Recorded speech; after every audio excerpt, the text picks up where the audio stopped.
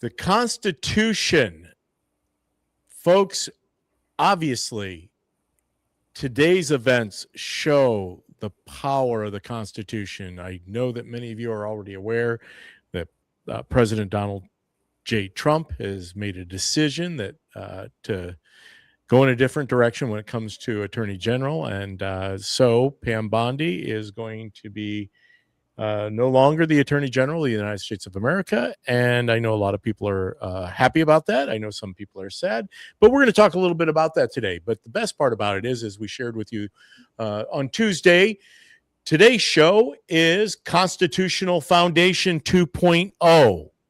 We need to continue to push into this thing because our friend David Shestokas is got a program that he's put together. And I think it's much needed all throughout the land of Lincoln here where we live, Illinois, but it's also needed throughout our nation.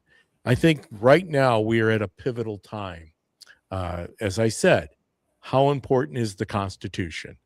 I mean, we have people taking to the streets, protesting on mass scales about having no kings, but yet they don't realize that this was settled a long time ago. We don't have kings. In fact, the very fact that you can attend a protest and go home and, continue to live your life the way you do should be evidence to everyone that we are not ruled by kings, whether that is by default or by actuality.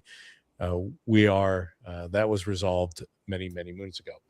Well, I'm not going to take very much of the time away from David and especially Chris, because as Chris was groveling by the end of the show that he didn't get enough airtime. So since this is partially his show now, the Chris Haig Show, we're going to let Chris get right at it with David. And let me see if I can click the screen to get them both on. There they are. Hey, I'm going to get their name banners up there so you can see which one is which. Now that their lineup has changed today, I don't know if this is going to work as well. Hold on. We're going to see if we can get it to work here. Let's see. Let's first go with Chris. Oh, there he is. Now, Chris, I wonder Thank you. I love that banner. That's great. Perfect. Well, I'm just wondering if I put David's up now, how that's all going to work out.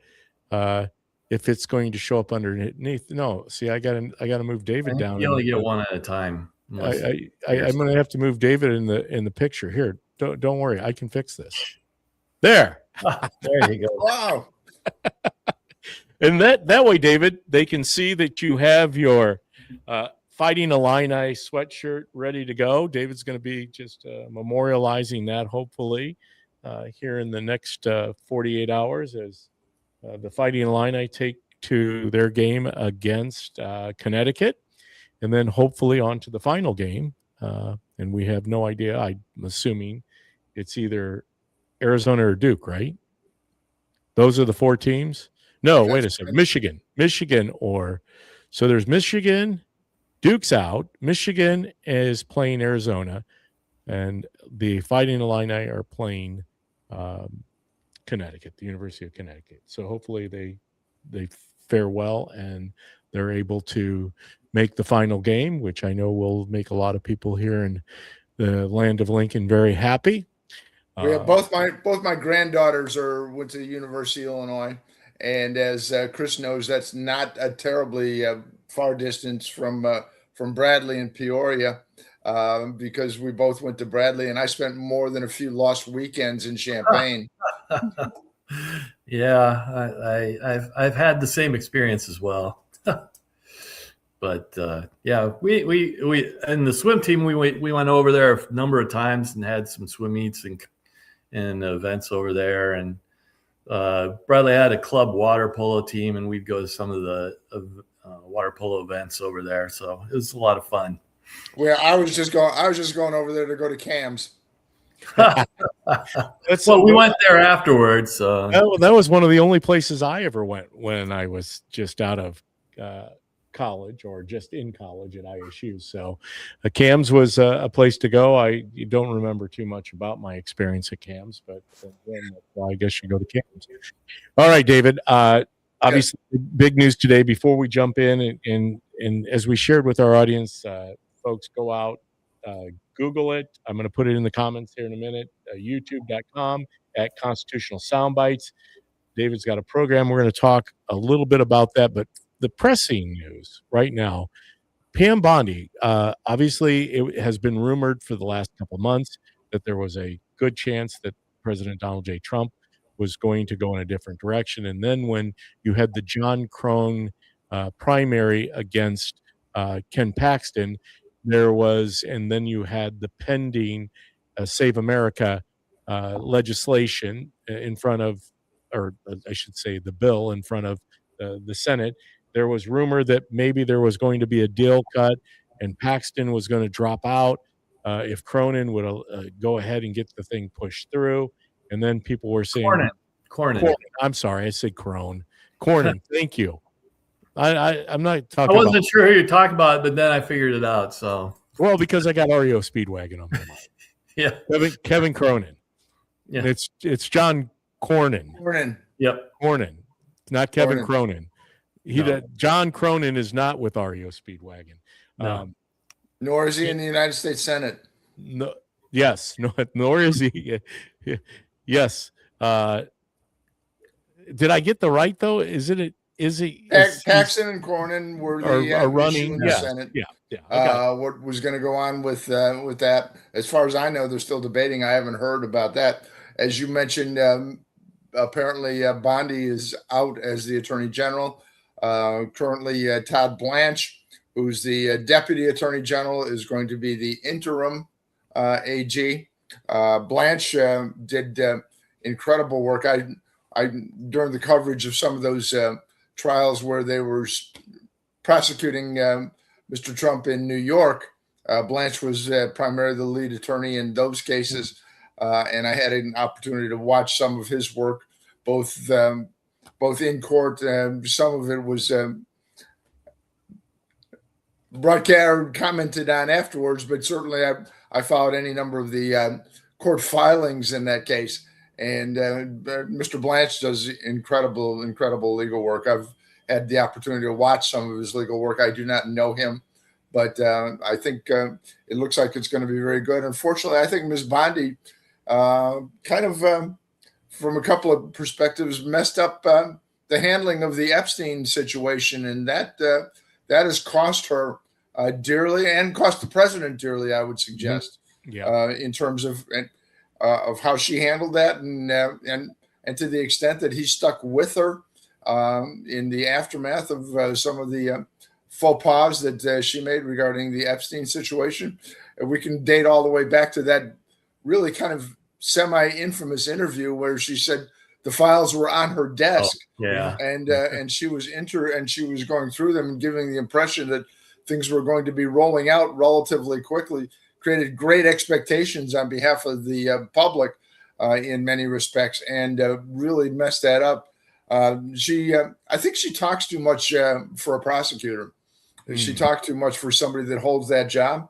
If somebody were asking me about that when I was a prosecutor, I certainly would have said, I'm sure there's a tremendous amount of interest in this. The fact is when you hear from us about this, you will hear from us in court. And that is the right approach for a prosecutor to take. And Ms. Bondi way too often felt compelled to speak to the media.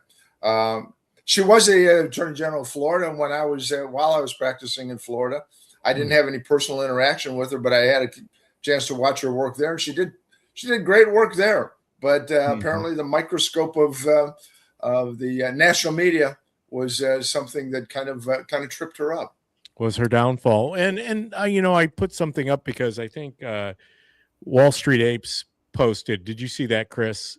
Wall Street. Well, I don't know. I mean, obviously, I don't know which topic you're talking about. They put up. Story I did see about her is that there was some criticism. The final straw was that somehow she tipped off Eric Swalwell that he was being investigated. So I don't know if that's the story you're referencing or not, but.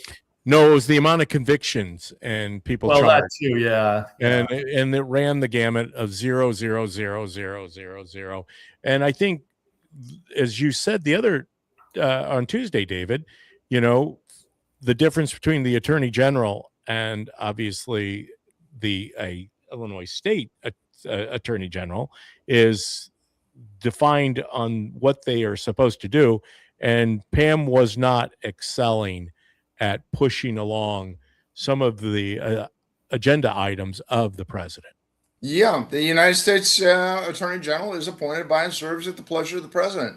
And consequently, even though they say that the president's not involved in these kinds of in the Department of Justice and whatnot, that's kind of it's just not true. The fact is that's the job, is to do that. And certainly, Ms. Bondi also, I would suggest, at least her department did not properly handle things involving Letitia James, nor involving James Comey. Right. And there's some other indications that certain antitrust activities should have been going on and pursued that were not handled. So the president was not happy with both. I can't speak for the president. I'm just speculating. But it appears as though her situation in the media and her situation in court have not satisfied the president's expectations. By all reports, they're going to find her something else to do in the administration, which is pretty interesting, because that's the same thing that he did with Kristi Noem. And who also kind of got out over her skis on a couple different occasions. She did. She got out over her skis on the again with the national media situation. Yeah. And the whole advertising campaign about being sent home for illegal aliens and things. She got over her skis on that, and actually, I think improperly answered a question in the Congress when they actually Senator Kennedy, had in fact asked her if the president had approved this $220 million ad campaign where Ms. Noem was prominently featured. And she said yes. Yes. That was the wrong answer. That was not the good answer. Ding, ding, ding. That did not win you the award. Yeah, and it makes me very, very sorry. I actually have had a chance to meet and visit with Ms. Noem for a bit, but that was actually back when she was governor of South Dakota, and we had some time there. And there was another situation where I had an opportunity to visit with her in Miami at a conference, and she's brilliant and very personable, and I enjoyed her company. I have nothing but nice things to say about her. Yeah. When they asked if the president approved that, and she said yes, that was I think that was the wrong answer. You got to have the right answer. As you said, Todd Blanche, I put it up here real quick from his X account. Pam Bondi led this department with strength, conviction, and I'm grateful for her leadership and friendship. Thank you to President Trump for the trust and the opportunity to serve as acting attorney general. We will continue backing the blue, enforcing the law, and doing everything in our power to keep America safe. He had actually reshared Caroline post where she shared Trump's Truth Social post, and he had a lot of things to say that were very positive about Pam and her service. But as we know, time is ticking, and there is a lot of work to do. And, I think you put together a team, and when there is a need, you go ahead and change things out, which Mark Wayne Mullen is now the Secretary of the Department of Homeland Security. And we will see whether Todd Blanche is moved into the position of Attorney General or someone else is put up, which means, again, a Senate hearing, right? It will have to go all through the process. Am I correct, David? That's correct. Generally speaking, interim appointments such as Mr. Blanchard's at the moment usually are run for 180 days. Yeah. In which case, somewhere in that 6-month time frame, the president will need to make a fresh nomination, or he can replace with a different interim. My only hope is there's a great Deputy Attorney General in charge of civil rights. Her name is Harmeet Dillon. Yes. And my only hope is they don't take her out of where she's at. Yes. Because she's the one that's looking after the dozen election cases around the country that I'm familiar with, and she just does tremendous work. Harmeet does wonderful work. I'm going to see her at the end of the month. I'm going to be in Washington with Bob Fioretti, and we're going to have an occasion to visit with Harmeet Dillon then. My only hope is they don't make her Attorney General and they let her take care of these election matters, because she does a great job there. She's done a really good job on the DEI issue as well. Yes. Yeah. Harmeet, I hope they don't promote her and take her away from the tremendous work that she's doing. That's my only hope on that situation. Well, the non-political thing I know about her is she's really a good knitter, and that's my wife is a knitter, so she really appreciates the stuff she knits. She's an incredible attorney as well. Yeah. And a good leader of the folks at that department. Well, she did an amazing job back back in 24 when we were up. David, you were there, weren't you, at the Republican National Convention? I was not. Okay. Well, when I was there, and she was on stage and did an amazing job. I knew then that there was going to be a position for her, because she had just lost out in, what was it? Was she up for RNC chair, national chair? I believe she was. Yeah, she was up for RNC national chair. She lost out on that, but yet Trump brought her into the fold. And you're right. We have an A team. And I think that's inclusive of everyone who has served up to this point.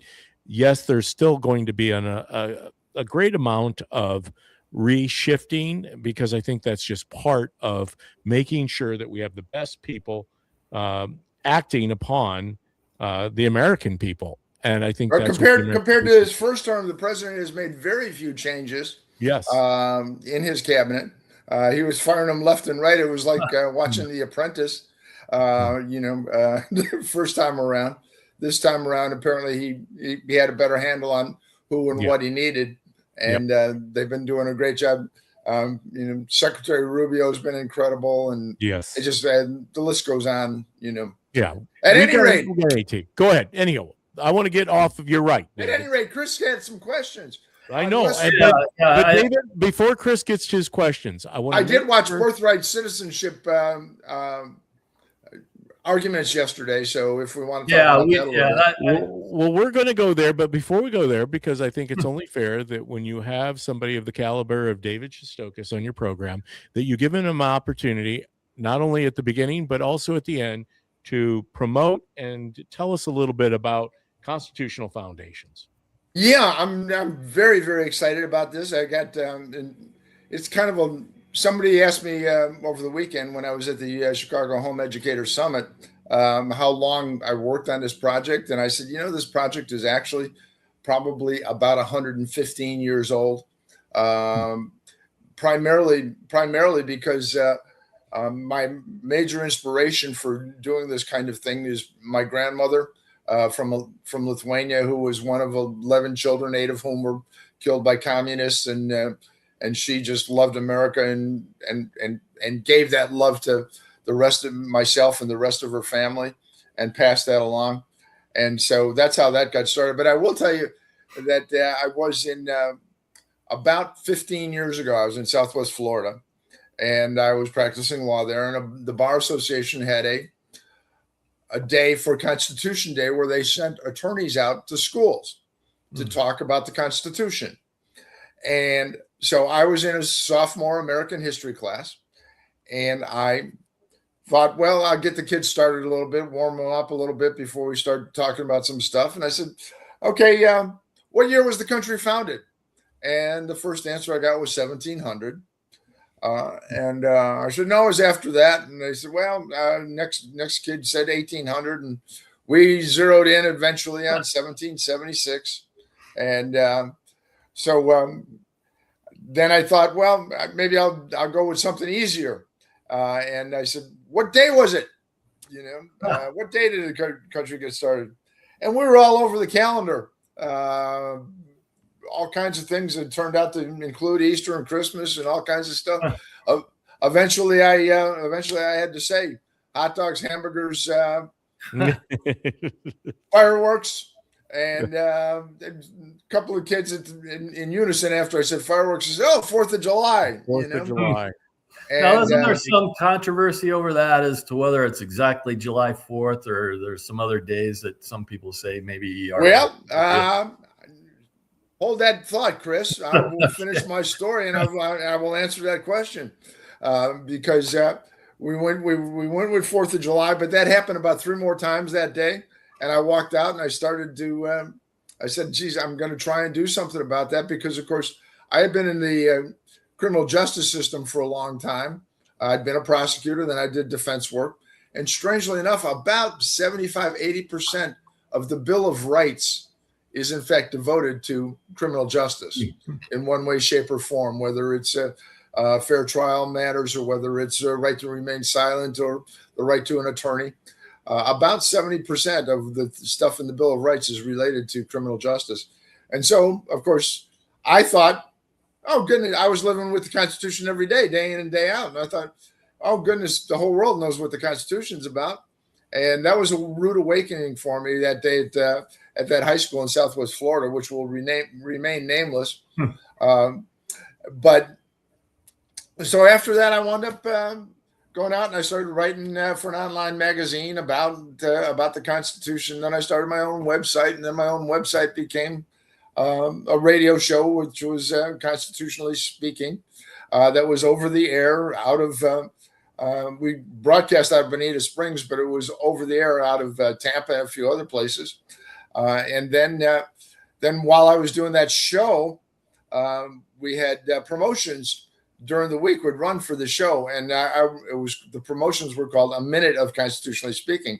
They'd ask me a question and then I'd answer in 60 seconds as a promo for what was coming up on the show that coming Saturday. And ultimately that turned into my own website. And I just discovered about, I don't know, sometime last year that hardly anybody's reading web stuff anymore. And then this past May, I can't believe it's going to be a year soon. My mother, who was 96 at the time, wound up in the hospice. And so I was here with her and my sister. I wasn't alone, but we were devoted to taking care of Mom. And while I was doing that, I started translating my website posts into videos. And during the course of that time, I've got a good friend, and I know you know her, Dave Latasha Fields. Yep. And Latasha is a mover and shaker in the homeschool community. Mm-hmm. And I had the opportunity to visit with Latasha, and I explained to her what I was doing. And I said, is there a need for that? And she says, oh my goodness, there's a tremendous need for this for folks in the homeschool community. So I started developing the video series, and the video series turned out to be finished about 3 weeks ago. That has 68 videos. It starts with individual sovereignty. It starts with the very beginning. The second scene of the very first video is just a newborn baby. You know, the newborn baby is born with your inherent inalienable rights. That child starts with those inherent inalienable rights. And it's from there that child becomes a member of the community. Then the community goes up and becomes gets together, and they decide through the cooperation of each other to take some of their individual power and granted to a government to allow for the civil world to exist about them. And so we start really at that very beginning, because the kids learn someplace they'll teach you history, right? Someplace they'll teach you law. Someplace they might teach you philosophy. Nowhere, to my knowledge, in all my life, and I've been doing this for a long time, does anybody say, here's how the history, the law, and the philosophy all hook together. And how they hook together helps you understand. It's one thing to go that there's this is how a bill becomes a law, but to understand why that process exists makes you understand how the outcome of the process is designed to not only help civil society organize itself, but to do so in a manner that protects all our personal individual rights that we have not given up in return to have civil society. And so that's 68 videos, goes from the very beginning, from a child that's born to the 27th Amendment, which has got a great story. And that's the other thing that I emphasized when I was talking to the homeschool community last weekend, was that for every word in the Constitution, there in fact is a backstory. There is something that happened that causes those words to be there. And I've come to understand over the time, while I've been doing lectures and writing the other couple of books that we've mentioned. Constitutional Soundbites is the one book, and Creating the Declaration of Independence is the other. Then, of course, there's the one in Spanish, Cápsulas Informativas Constitucionales. I've come to understand, while I've been doing this, that if you connect the law to the story that gave birth to the law, then two things happen. You remember the law, but you also understand why it's in place and how it benefits both you and society. So it's pretty comprehensive when it comes to including those 68 videos. It's done in 12 parts, and from the very beginning, from the foundations of the Constitution to all the way to the 27th Amendment. And the next to the last section, the last section is American Heritage. And actually, we go through everything through the 67 videos. And the last video actually talks about President Trump and possibly the deployment of the National Guard in Chicago. And it actually, by the time you get there to the last video, you should know yourself how to analyze whether that issue is constitutional or not, or whether the president's authority is constitutional or not. And that's the ultimate goal, is to start at the beginning, at the very beginning, how it starts, and then get to a modern problem and let you think through what you look at, how you solve, how you decide a modern problem. Because everybody goes, well, the president, can't do this and he can't do that, or that's beyond his authority. Well, by the time you get through with the 68 videos, you should have a pretty good grounding in how to make those decisions yourself. And I think that's one of the things nobody teaches in any of those subjects, is teach people how to think. Right. And one of the goals in constitutional foundations is not only the subject matter, but the process. Well, and you've really hit on a point here, which is one of my questions. You're talking about presidential powers, and lately, just in the last few days, there's been court issues regarding that, in terms of Trump's ability to build the ballroom, which is kind of a small issue, but it's also his ability to defund PBS and NPR. So that there's always seems to be a constant battle to try and take away the president's abilities. I guess the other one that went to court was his ability to fire one of the Fed governors, and that's one, as an economist, I'm very interested in. So that I'd like to hear more about the presidential powers part, maybe at this point. Well, Chris, if it's, that's a good thing. So I just put it up in the comment section. You go to the YouTube channel and you can give us a whole recap on many shows on Dave's videos. I think it's right there. Yeah, the YouTube.com / at Constitutional Soundbites. I'm just kidding, Chris. I'm sure Dave's. You know, yeah, what you can do, Dave, some of them are only 6-7 minutes. Some of them run 10-15 minutes. You've got an hour show a 6-minute video. You know, I'm going to do that.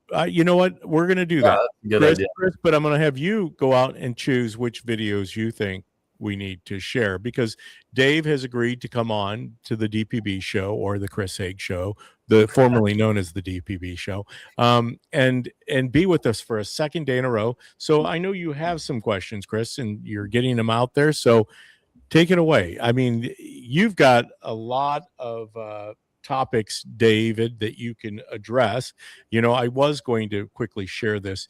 Chris, this is the snapshot from the Wall Street Apes that I found that I was referring to. And I granted, like my wife says, sometimes you don't give enough details. Wall Street Apes, a look back at Pam Bondi's time as Attorney General now that she's been fired by Donald Trump, which I love how they jump on that necessarily fired. Yeah, okay, I guess technically. But there you go. Russian collusion hoax, number of arrests, January 6th, Mar-a-Lago raid, Biden auto pin, 2020 election, Epstein pedophile arrest, COVID, Benghazi, Doge findings, Ukraine impeachment hoax. Yeah, you're not probably, if that's your batting average, David, you might want to, it's time to move on. That is, but if you're asking about that, I will tell you that as a former prosecutor myself, you do not want to go to court until you're ready. Yes. And that's not to say that there's not investigations going on, but you can see she had a lot of pressure with Comey and a lot of pressure with James. They wound up in court with those, and both those cases blew up on her. Yeah. You know, I think they'll have an opportunity to recover with James, but the Comey was definitely, they weren't prepared for Comey, and they got obviously basically thrown out, basically. Thrown out, yeah, and so to that extent, it's what are we 14 months into the president's new term? Yep. That is not a lot when it comes to setting up a felony charge in federal court, I will tell you. What could be expected in some of those cases? You know, the public is obviously, you know, they want to see action right now, you know, and we, as you have pointed out, I've said this on many shows, unfortunately, there's a lot that they inherited coming in, and they were probably busy just unpacking what took place in the last, not only the last 4 years, but the last 50 years, but especially the last 4 years under Joe Biden. I mean, apparently they had to spend a lot of time unpacking, if you will, all the bags in the burn room that didn't get bagged, didn't get burned, that had tremendous amounts of information and memos of stuff that was destroyed, and then sorting, or was destined to be destroyed and was not. And so sorting that stuff out and finding the nooks and the crannies, 14, 15 months is not much time to build a case and then have the case go to a grand jury, because, of course, federal law requires a grand jury indictment. And then, of course, we've got that whole situation strategically. Once you're developing cases, where can you bring it? That which is governed by federal law in some respects, but apparently they brought 1 or 2 cases down in Florida because they can get a grand jury and a regular jury, as opposed to bringing those cases in Washington, D.C., where you're not going to get a jury that's going to be even fair, if you will. They're going to decide on political matters rather than factual matters. And so it's without that list is not a fair list. Benghazi is what, 9 years old? Yeah. I hate no one's really ever said that was illegal. Just so Chris, policy, you know. Yeah, Okay, Chris, anyway. you bring up a good point. So, David, Chris, thank you, because that's one of the obviously the line items on that little list from Wall Street Apes. Go out there, like and subscribe to their pages. Thank you, everyone, for joining us here today on the DPB show with Chris Haig, as always, and David Chisokis, who is here for the second time this week. And we might have to have him back on a third time, but I want to push back a little bit, David. And here's the Sure. reason. How did the Biden administration so quickly move on the January 6th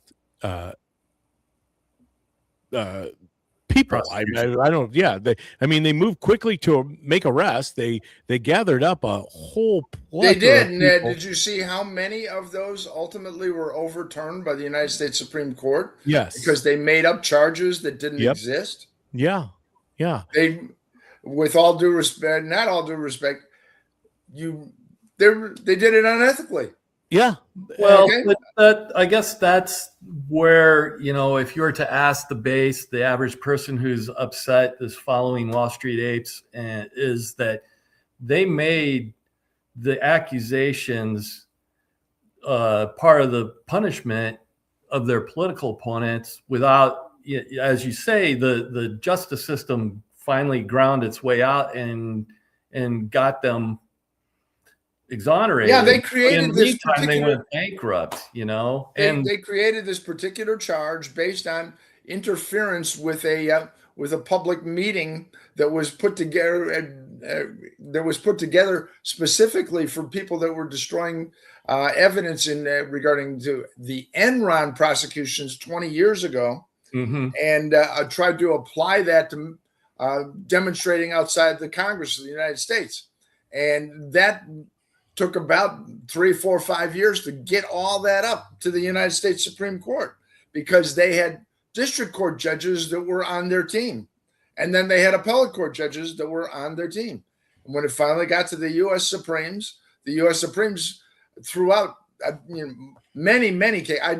I didn't track the numbers of cases, and the people that suffered under J6 it's just a horrible, horrible miscarriage of justice. It makes you embarrassed that it was able to happen. But I can also tell you that they were felt free to have that happen because of things that I saw in Pennsylvania and Michigan during the course of 2020. In the 2020 election. If somebody's not worried about running an honest election, they're not going to be worried about running an honest justice system.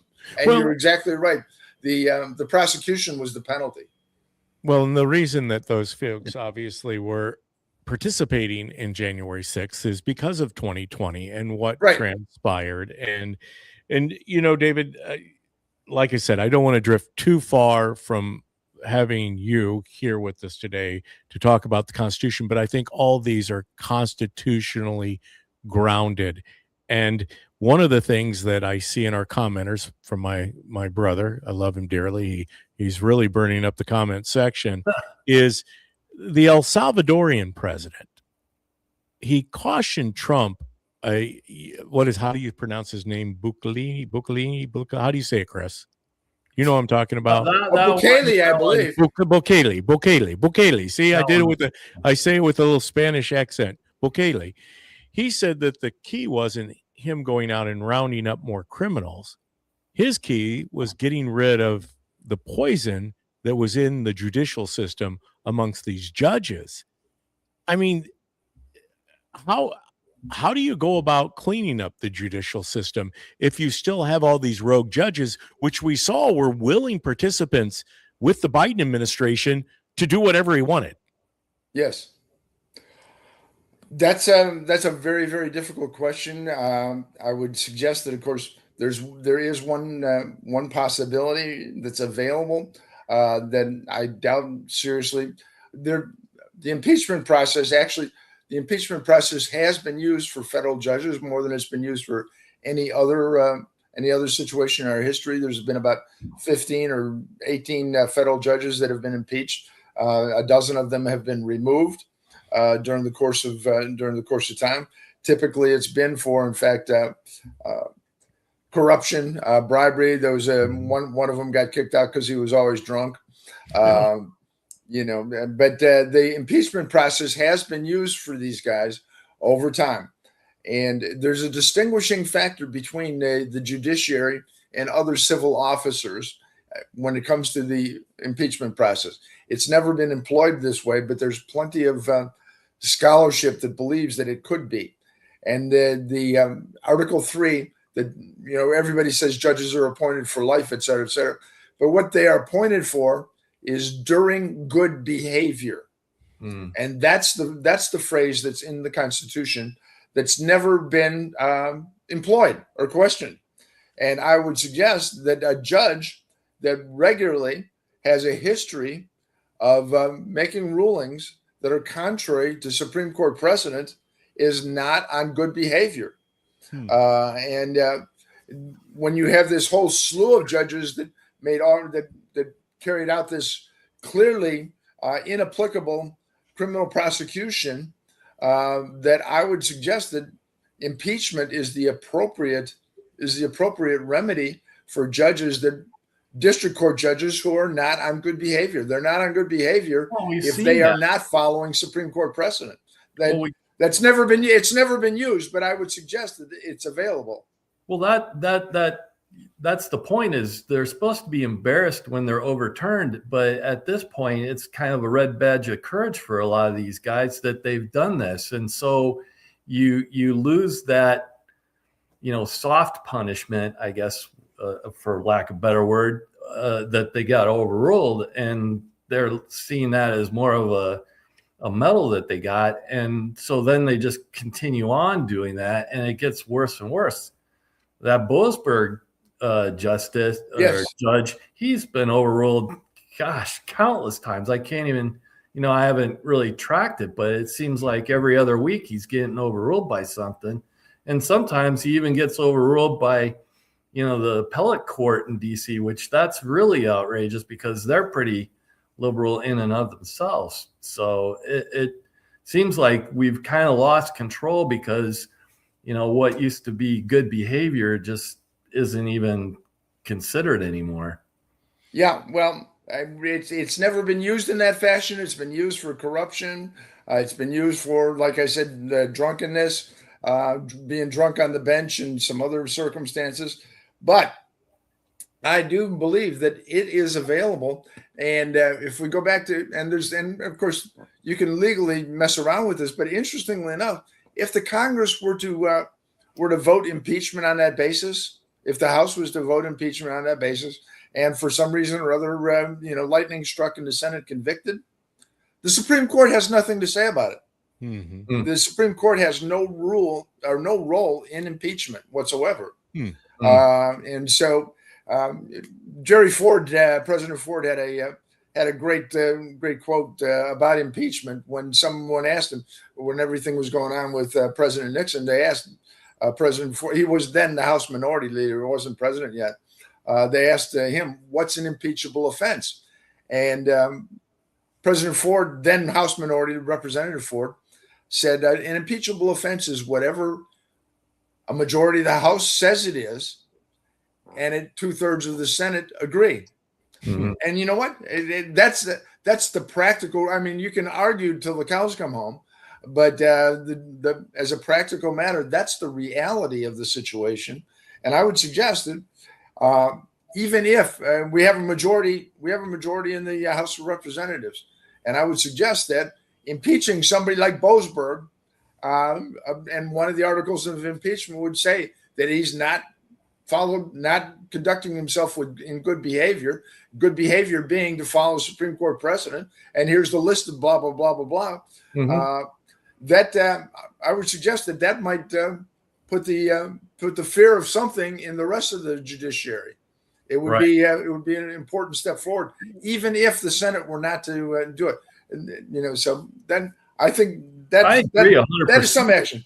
I agree 100% with that, and that's part of why the base of the Republican Party is not as enthused, is because those types of tools are available to the Republicans that we spend all this time getting elected and getting a majority, and they're not doing that. And then you link that up with that other post of, Bondi's 0 convictions, it's no wonder you start to see some, disappointment among the base and lack of enthusiasm for the midterms, which that's the problem is that if you get your base unenthused, then pretty soon you're losing elections.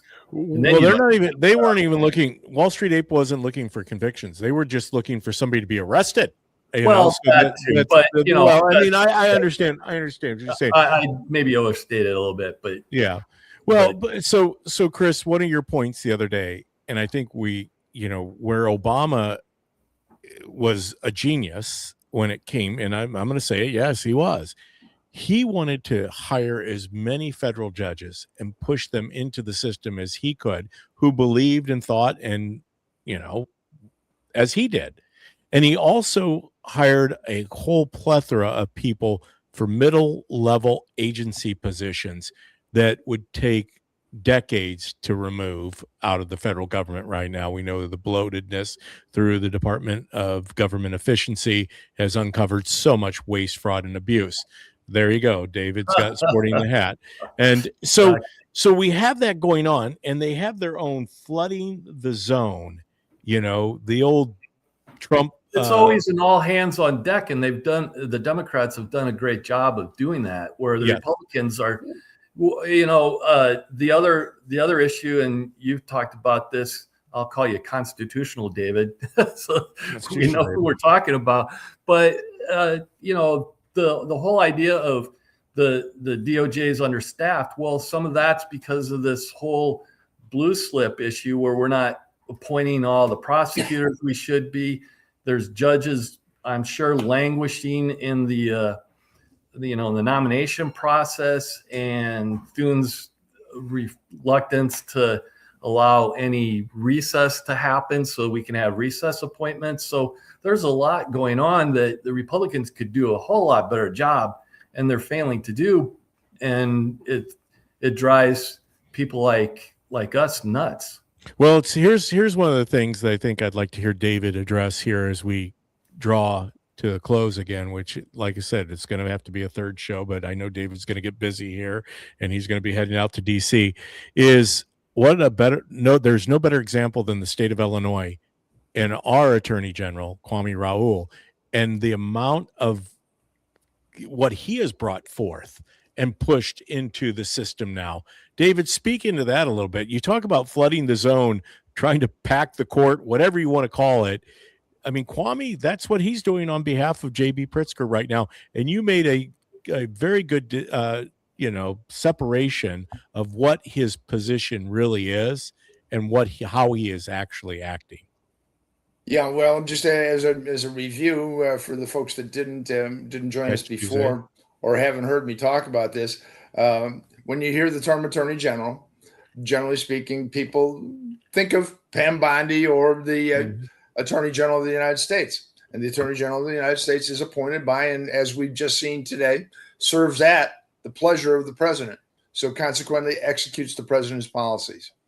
The Attorney General of Illinois, although that title is the same, is an immensely different job legally. Legally, the Attorney General of Illinois is elected by the people of the state of Illinois and is responsible, has a legal and fiduciary duty to the people of the state of Illinois and the law. Does not report to the governor. And in fact, the law in the state of Illinois indicates that if the governor has a disagreement with the attorney general when it comes to the law, the governor has no authority to go get a second opinion. Consequently, the attorney general's duty is in fact to the law. However, Mr. Raoul, I can tell you, we talked about 3 election cases last time that are currently pending here in Illinois. One has to do with Congressman Boston, the definition of what election day is, and the counting for 14 days after the election is over.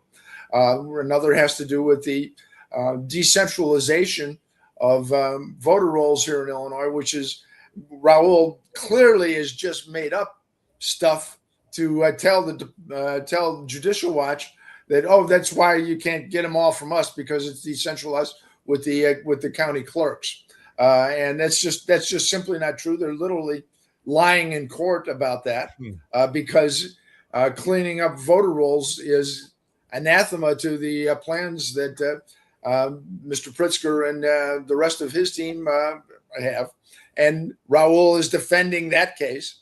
And then there's the Department of Justice under Harmony Dillon, who has filed suit against the state of Illinois, who is trying to clean up, trying to get access to the rolls of the voters here in Illinois to make sure that they have complied with the National Voter Registration Act when it comes to keeping them cleaned up.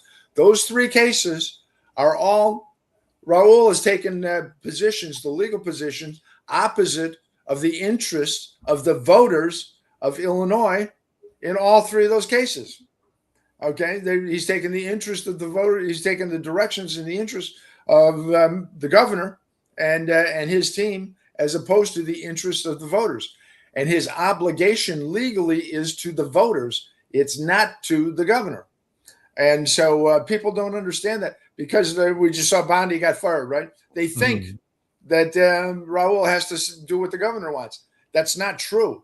But that's not the only instance. The instances go on and on and on where they do it on on issues of taxes, on issues of property tax situations, on issues of what equal protection is, on issues of police protection, on issues of sanctuary city matters, sanctuary state issues. There are Safety Act issues. The Safety Act, just as an aside, the Safety Act is clearly, there was 200, it amended 260 different state laws. And the Illinois Constitution has a provision that says we have a single subject rule. The Safety Act, in the whole process of doing that, clearly violated the single subject rule and clearly was enacted contrary to the Illinois Constitution. But did the Attorney General defend the Illinois Constitution and the people of the state of Illinois? No. No way. No way. The Safety Act, the same thing with the Trust Act, the same thing with which is the sanctuary state laws. That law clearly is in violation of the Supremacy Clause of the United States Constitution, and consequently, it's illegal as well. But did Raul defend the Constitution of the United States of America? No, he defended the policies of Mr. Pritzker, as opposed to the laws of both Illinois and both the Illinois Constitution. It's contrary to the Illinois Constitution too. Nobody ever pays attention to the Illinois Constitution, but of course, Mr. Pritzker just bought himself a Supreme Court 2 years ago. Right. That's a whole separate issue. But if we had, as you know, I'm working with Mr. Fioretti, and if we have a legit Attorney General that, in fact, understands the obligation, and I know Bob understands. I don't have to say if he knows. I know he knows. We've talked about it many times, and if we have that actually we can take care of the Trust Act. We talked last time about what can happen to the FOID card, because the FOID card clearly is in violation of the Second Amendment of the United States Constitution. Yes. You do not need a permission slip to exercise a constitutional right. It's that's insanity. It would be like to say, well, you have to apply to see if you can get a fair trial. I mean, it's you $10 a year and you can get a fair trial. As long as you have the fair trial card in your wallet. That's insane. And so clearly, the obligation of the Attorney General would be, in fact, to do all these things and clean up all that stuff. And we would go so far to straighten out the state of Illinois. So we'll see what happens about that. But those are the things that are different. And Raul does nothing except follow the policies of the governor and the Democratic Party, as opposed to follow the laws of both the Illinois Constitution, which, by the way, supersedes the legislature.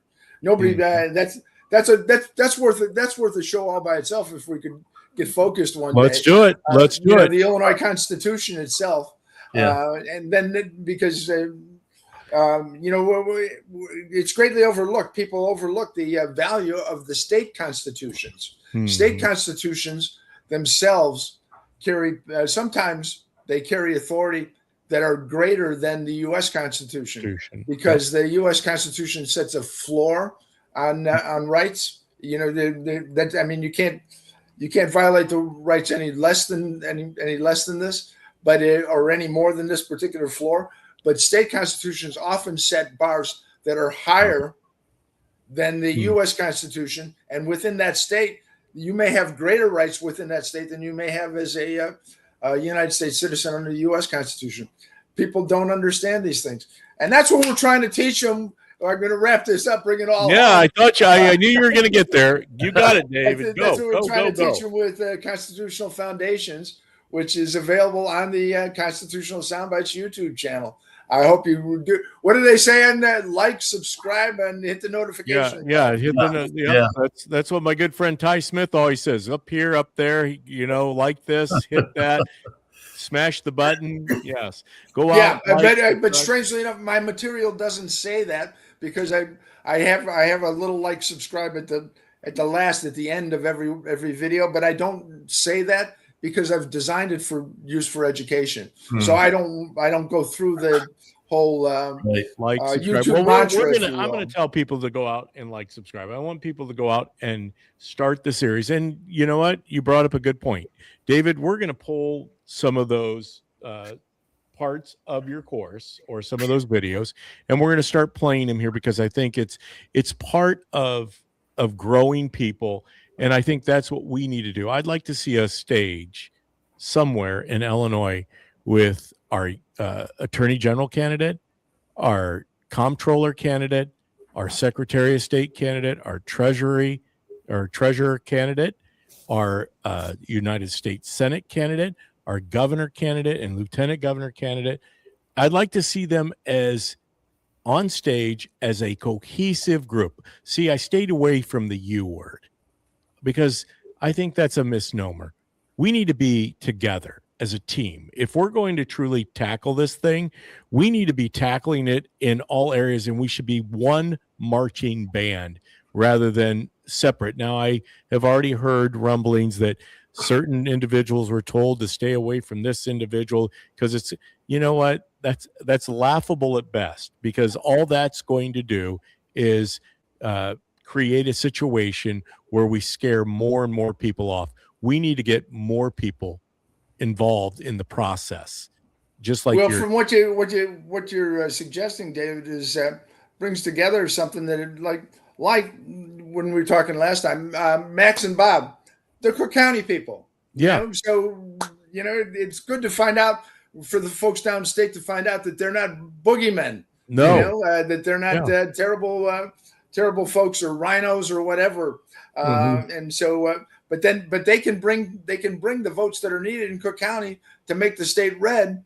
And then the people, like Brian and Don, from Springfield and further downstate, they can bring together the message that we need to get all you guys to show up and let those guys work over here. Yes, and bring this whole package together. We're doing it right here on the DPB show. David, I so appreciate you coming back for a second time. We're going to get David back because Chris is still saying, okay, I thought you were going to let me. We didn't get the birthright. I watched the whole. We need to get to birthright. And well, my concern about that is that, we have, and it goes to election integrity and all these other things. So you have enough birthright Chinese citizens that become U.S. citizens, and they send them over here and to vote the way the CCP wants them to vote in these swing states. There's already over 100,000 of them, and it doesn't take that many. Well, there's 6,000 at the University of Illinois, Chris. Well, yeah, 100%, yeah. Along with one of the relatives of the Iranian mullahs who's in charge of who is a professor in the nuclear program of all places. So Right holy there. mackerel, that's. Yeah. Well, I wonder if we have little Rocket Man's kids over there too. Well, we're going to get David back. I'm going to look Yep. into his schedule. David, you and I definitely need to connect. We're going to talk a little bit about that in the afterglow here of the show, the after show. But obviously, we won't be back till Tuesday, which is beyond the Tridium. If I said that correctly, I thought I pulled that right out of my head somewhere. But the next days ahead of us. Today, obviously, Holy Thursday. The washing of the feet and the challenges we face. I think it's so amazing how these things all line up. David, I saw a speaker at our Lenten breakfast this morning who was in the Bush administration, John Desser. Are you familiar with this guy? No, sir, I'm not. He went searching for the Jewish Messiah as a Jew, and he found him. He found Jesus Christ. He made that leap from oh gosh, I just drew a blank. Malachi. Malachi is the last book in the Old Testament into the New Testament, and saw the genealogy of Jesus through 14 and 14 different lineages, and said, wow, they traced Jesus all the way back to Abraham, and that, of course, meant so much to him. But fascinating guy. But I think that's kind of what we have in front of us, is we have this season for the next few days, and I think we should all be reflective at this time. In fact, that's how I'm going to end my show, of course, as you know it. I think we need to give God all the glory, because it's so important, because at the end of the day, I think that's the thing that has withstood the test of time, and it challenges us greatly. But I'd like to go ahead and end in prayer, and then you guys, I know that you'll join me on the other end. Dear eternal and gracious Father, we are thankful for today. We're thankful for this season that you have created in Holy Week, and we know unequivocally, Lord, that you are the great healer, the great provider. You're the one who has made this all possible. Everything we do on this earth. Granted, we know the factions that we fight in this world that we live in, but we know that you have overcome the world. You showed us that in your death and resurrection. We're thankful for the season of Easter. We celebrate as we prepare for tomorrow and Good Friday. Let us all be mindful of what took place 2,000 plus years ago. God, you revealed yourself in a manner that has never been revealed before and never will be again. In your Son, Jesus Christ, we are thankful for this time to reflect, to honor you. But more importantly, Lord, just keep us grounded in the foundations, not only of our country, but the foundations that you put forth in the Bible. And we give you all the praise and glory in Jesus' name. Amen. All right. As I say, I love you. Chris loves you. I know David loves you, but Jesus loves you more. Until we see each other again, happy Good Friday, and Sunday is coming, Easter Sunday. We will see you next week. Take care. And we're out.